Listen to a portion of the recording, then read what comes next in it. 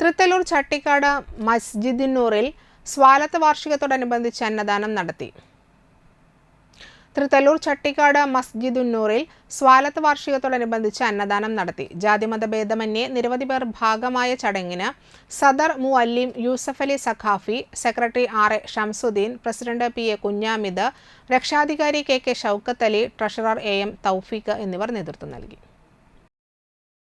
തൃത്തല്ലൂർ ചട്ടിക്കാട് മസ്ജിദുന്നൂർ നൂറുൽ ഹുദ മദ്രസ കമ്മിറ്റിയുടെ കീഴിൽ, പള്ളി കമ്മിറ്റിയുടെ കീഴിൽ എല്ലാ മാസവും നമ്മുടെ പള്ളിയിൽ നടത്തിവരുന്ന മജ്ലിസ് നൂർ, സ്വലാത്ത് എന്നിവയുടെ വാർഷികവും ഹബീബായ മുഹമ്മദ് മുസ്തഫ സല്ലല്ലാഹു അലൈഹി വസല്ലമ തങ്ങളുടെ 1499 ജന്മദിനാഘോഷത്തോടനുബന്ധിച്ച് മദ്രസ വിദ്യാർത്ഥികളുടെ കലാപരിപാടികളും ഇവിടെ ഭക്ഷണ വിതരണവും നടത്തി.